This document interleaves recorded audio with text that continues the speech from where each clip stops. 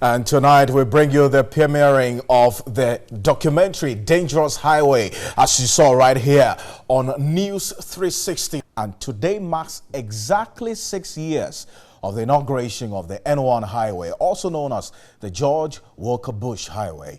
6 years on, the road, which was to reduce travel time from an hour to 20 minutes, has cut short the life of over about 300 people and maimed many. Tonight, TV3 brings you the premiere of Dangerous Highway, a road safety documentary by Portia Gabo.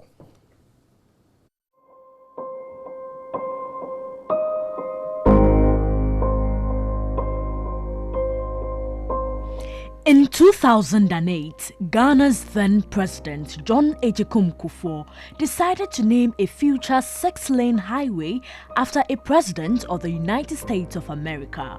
Mr. President, in appreciation of your many kind gestures towards Ghana and other parts of Africa, and to immortalize your goodwill to us, my government has decided to name this road, this very strategic road, after you.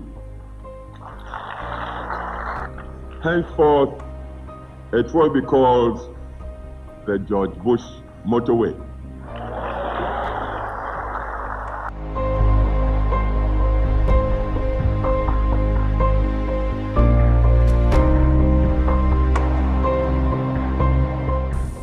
And I really appreciate the George Bush Motorway.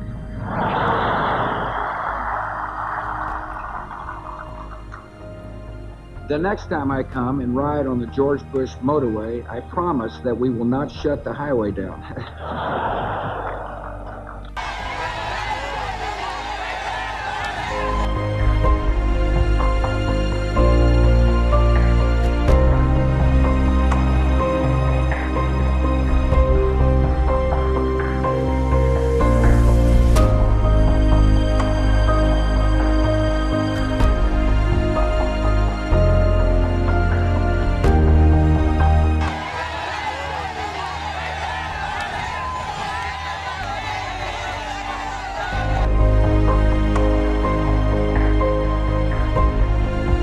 On 15 February 2012, the 14.1-kilometer George Walker Bush Highway, also referred to as the N1 Highway, was officially opened to motorists. I am happy for two main reasons. The first one is that President Agyekum Kufuor agreed to be here this afternoon. As you know, he initiated this project. They started and we finished it. The important thing is that it is a Ghana project.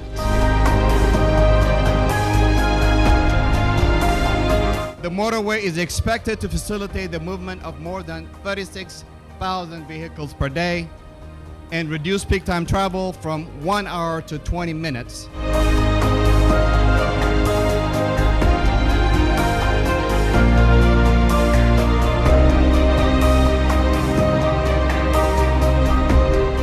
Funded by the U.S. government's Millennium Challenge Corporation at a cost of $175 million, the purpose of the highway was to address the bottleneck on portions of the stretch which caused delay of exports and imports, especially at Malam Junction. 6 years after its construction, the joy that came with the commissioning of the highway has turned to tears of sorrow for families who have lost loved ones.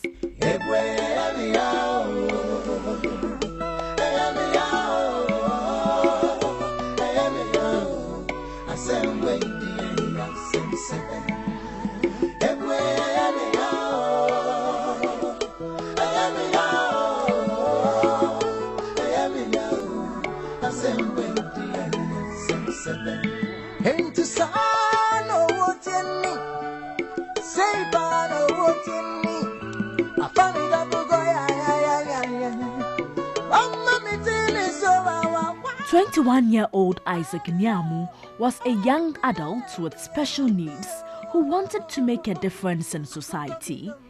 He died while crossing the Abekala Pass section of the N1 highway on 18th June 2017. Man, one, we are straight off. Traffic light red. She no need to you turn.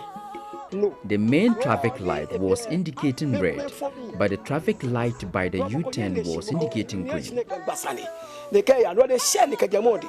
No be me for me, like the last person. The na can turn any trailer, back at full speed, top speed. Me, when they about you turn, it's any quite slow. She can speed and here we can do. People were crossing. My son was the last to cross. A car at top speed approached suddenly and hit him. She didn't mean in a you turn on the you turn. Me for me, when you say they come for me. She speed me, no, not a problem for me. Slow her down. She went to a highway near me was a try it.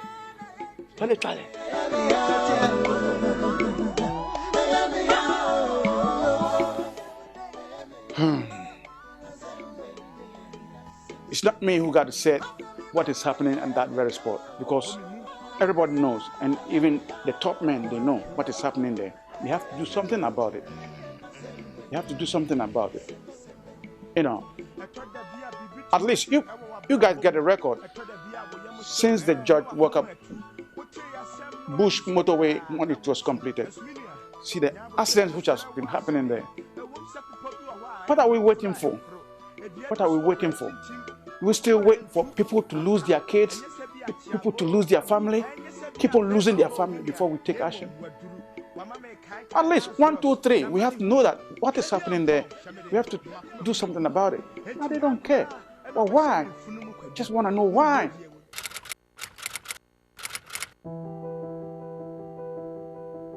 On 21st July 2017, Isaac's funeral was held at the Calvary Baptist Church in Accra.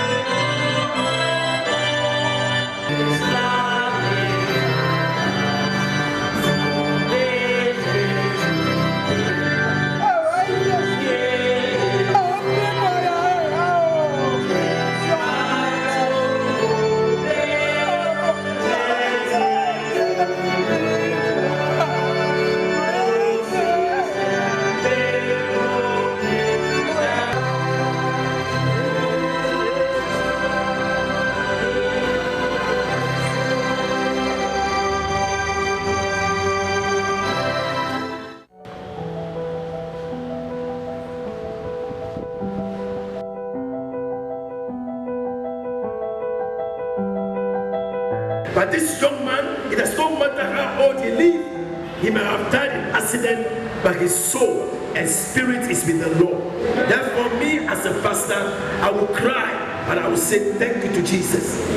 Don't make a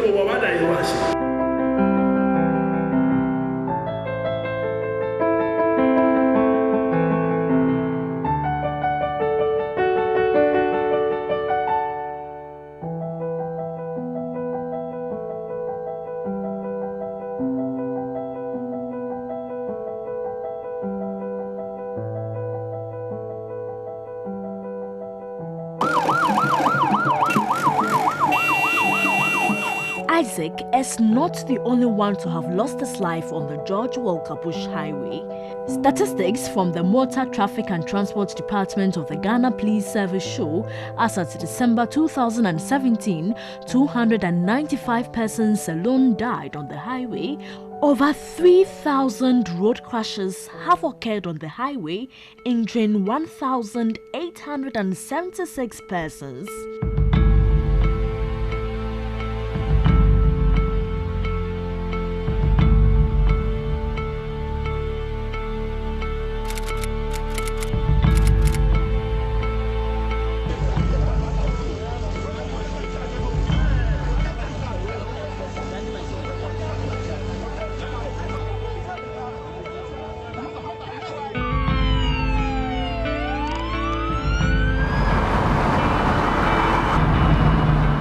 I decided to embark on a journey to find out what the causes of road crashes on the highway are and what could be done to prevent needless deaths and road crashes.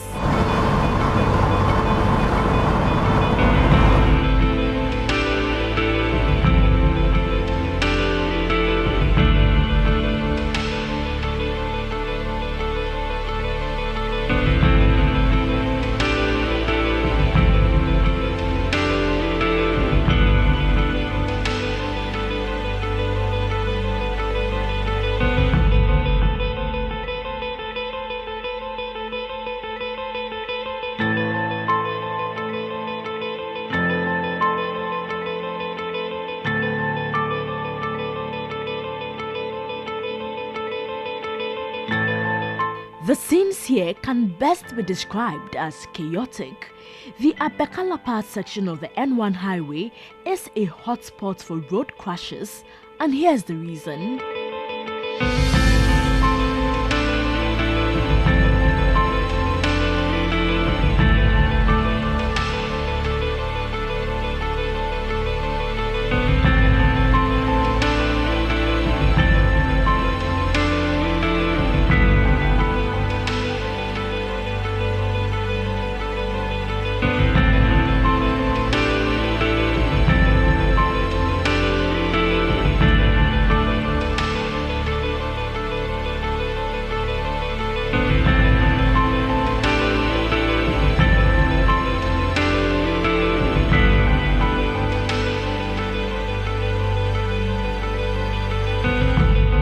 This is the exact spot where Isaac died.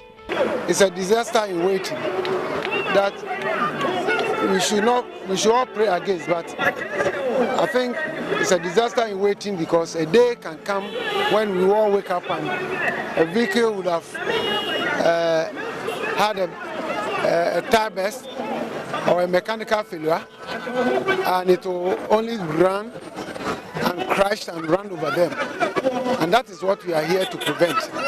And so we think that the current use where the pedestrians are taken to the middle portion, who are though willing and are permitted to stand and wait for vehicles to pass before they also cross from the median, is very dangerous and it's unacceptable.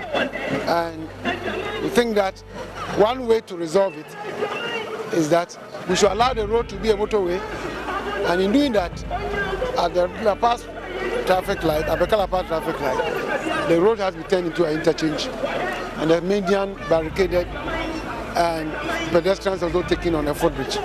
When the traffic lights and pelican lights for pedestrians are not working, the level of indiscipline here is alarming.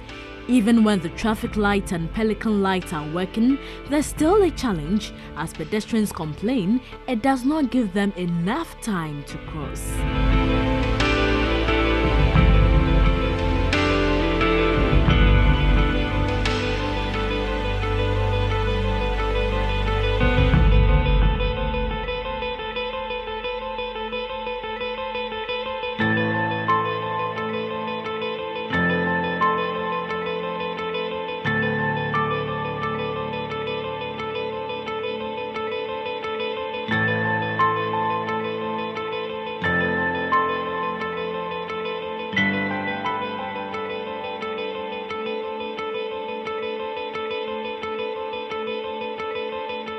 Records from the Motor Traffic and Transport Department of the Ghana Police Service indicates 792 pedestrians have been knocked down on the stretch since its inauguration.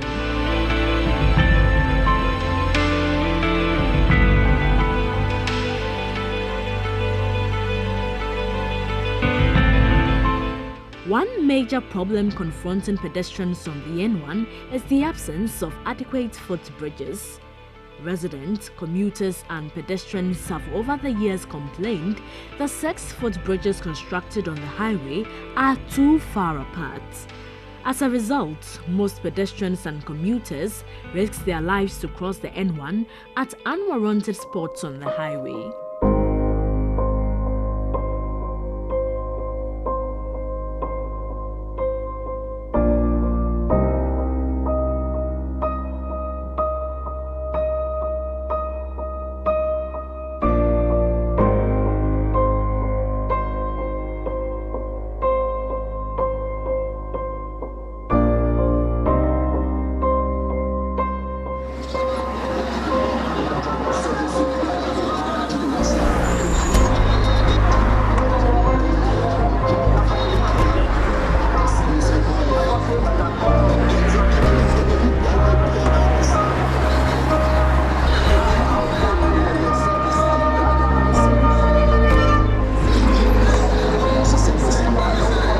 crossing here is more preferable than this place. Because the distance is too far.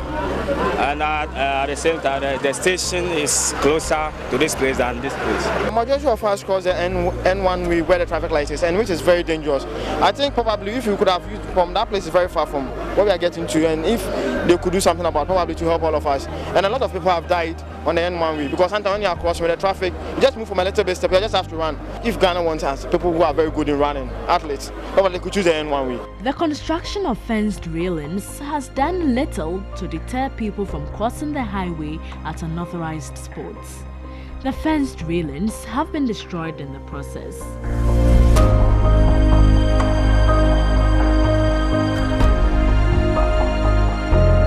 Patrick Amadonu was seriously injured while crossing over the fenced railings.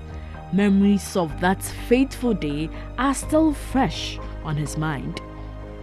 I'm from where coming to my house. It was night 8 o'clock, light off. So we are crossing the road. But the place, there's no footbridge. Before I'm crossing main motorway and the outer lane, and I forget myself, say I cross finish, and the car can pass my top, Kia truck. But I survived. But people complain, they trace me, can't see my house. They say, yeah, there's no footbridge here. All the time people are, there's no can knock anybody who will survive before. So me, I survived. I stay for coma for 3 days before I wake up. This is the place. There's no footbridge here. There's a footbridge just over here. Why didn't you use this footbridge, but rather risk your life by standing here to cross the road? Don't you love your life? That one, at times, from this place to my place is far. But if I go there, it's going to take me a long road. So from here it is short. So because of the light off, so we are going, everybody they are going. We Ghanaians, we don't like good things.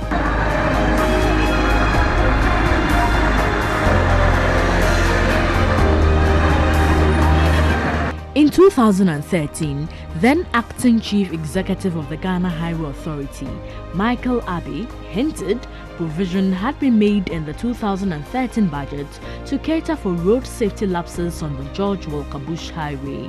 Certainly one person, one death, any death is not acceptable. And we are making more plans to provide more safety facilities along the N1. Within the current year, we plan to put up more footbridges so that the distances people will have to travel before crossing the road using the footbridges will be reduced. Ramps were to be provided to facilitate movement of the physically challenged. The N1 was constrained both in time as well as the funding available to do all that was necessary to make it a very safe road to use. The new footbridges we intend to put up on the N1 will cater for all these people.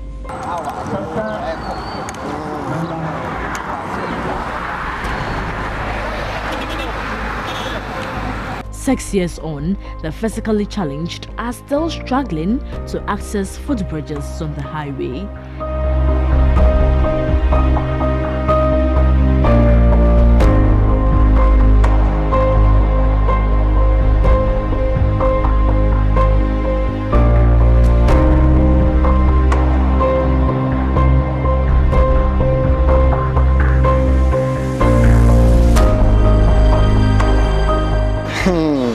We're talking about the difficulties. It's like when I'm climbing the staircase, I have to get a support from the metal guide that I've used before I climb the staircase. So me climbing it, when I get to the top, I feel very, very tired and my body feels very, very painful. And it is very, very painful. We are not like those who are able to climb it very fast, but we are slow on climbing it. You say before I will climb from the down to the top, I'm very, very tired. So I need to rest a while before I'll continue my journey, meaning I'm feeling difficult on this place. So if they can even do something about it for us, I hope it will be helping us.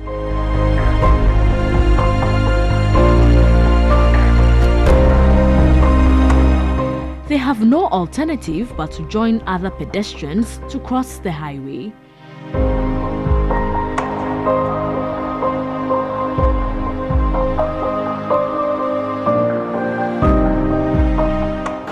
Sometimes when crossing and the traffic light is not, been on red for the cars to stop, you see people forcing their way through. I, being a disabled person, I can't force my way through. And sometimes some of the drivers, the traffic light will show that the drivers should stop, but they will also force their way through, making it very difficult for us to cross. In July 2017, the Member of Parliament for Kaikui Central, Patrick Yabuama, petitioned the Ministry of Roads and Highways for more footbridges. I reminded the new Minister for Highways that his predecessor came to Parliament, made lots of promises to the extent that they attributed their inability to fix those infrastructure on the highway as a result of the World Bank or IMF program, which I have my doubts, because you cannot have this carnage on your highway and attribute it to the IMF. They will rather come to your aid because it's a humanitarian issue. So I believe with this new minister, I'm praying to God that he listens to my voice and to the voice of all those who ply the highway. And I wish everybody or every family that has lost a dear one my condolences, and assure them that I'll continue to speak on this issue and pray to God that the good Lord touches the heart of the President and the Minister to attend to this matter. But will the addition of more footbridges prevent people from crossing at unauthorized places?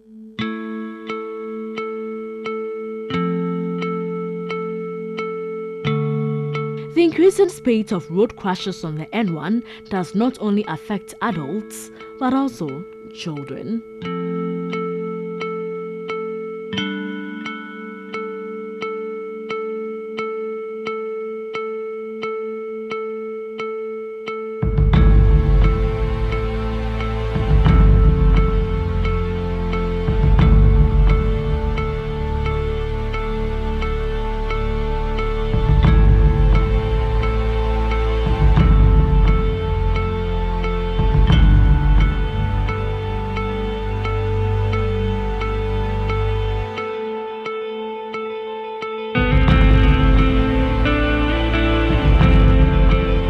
Sometimes you are afraid to cross the road because the vehicles have been passing by. And you are afraid that when we cross, the vehicle can knock us to another side. So we can stand there sometimes about 30 minutes before crossing the road, and we will be late too. And even my mom car knocked there on this roadside. So when I'm crossing the road, I feel like maybe a vehicle will knock.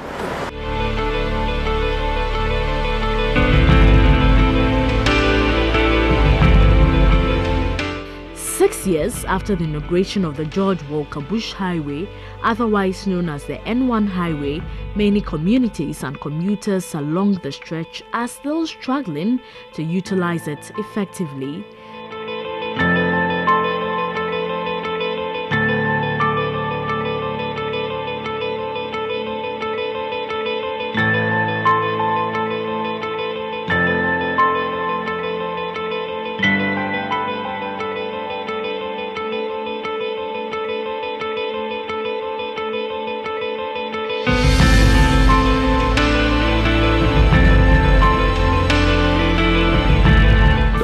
Major concerns we've had on that stretch has got to do with safety audit concerns, whether human activity are concentrated at a particular point on the stretch, and where the likelihood that there'll be pedestrian crossing and the rest of them.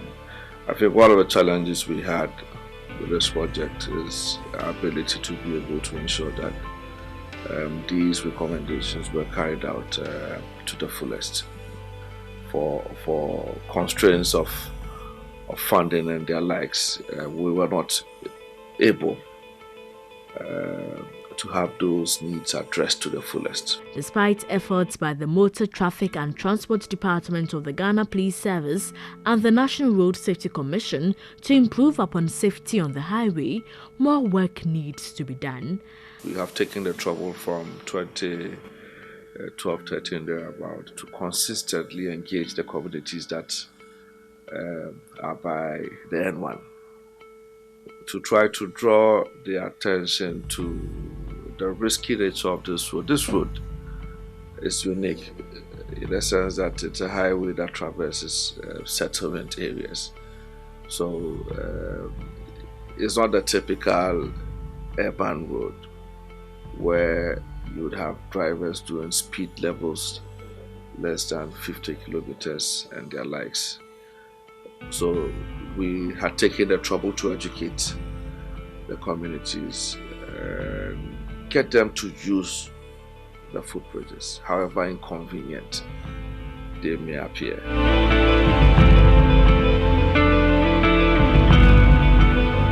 At night, both pedestrians and drivers struggle to use the highway.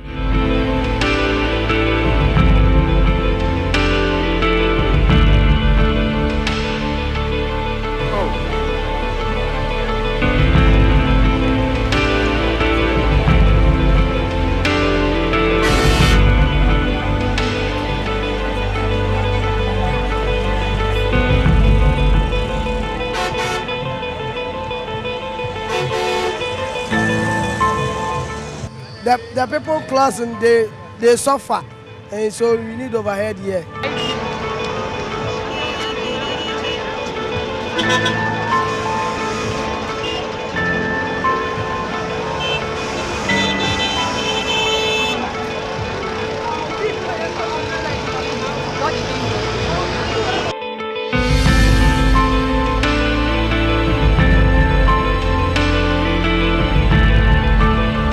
You tell no more yeno. As you come here, you tell because I say no. No more brocano. It is some free. I think what I want to be and it even to no. The cars negotiating the curve at the Abekala Pass section of the M1 stop in the middle of the road, preventing pedestrians from crossing. Those drivers over there, they don't stop. If another vehicle here refuses not to stop, then what will happen to those standing in the middle of the road? So that's our main concern.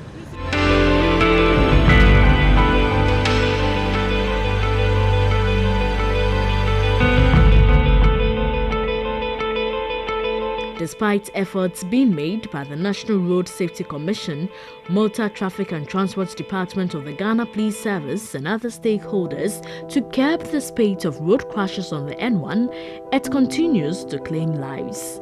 If appropriate measures are not taken to curb the carnage on the N1, it will continue to wipe out the majority of Ghana's human resource.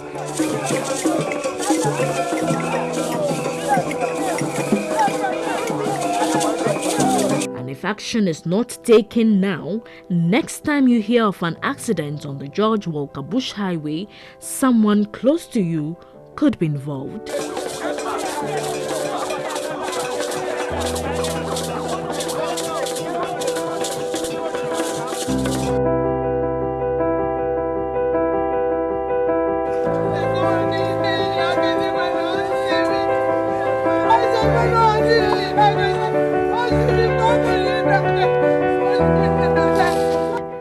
Posh Gabo, TV3 News, Accra.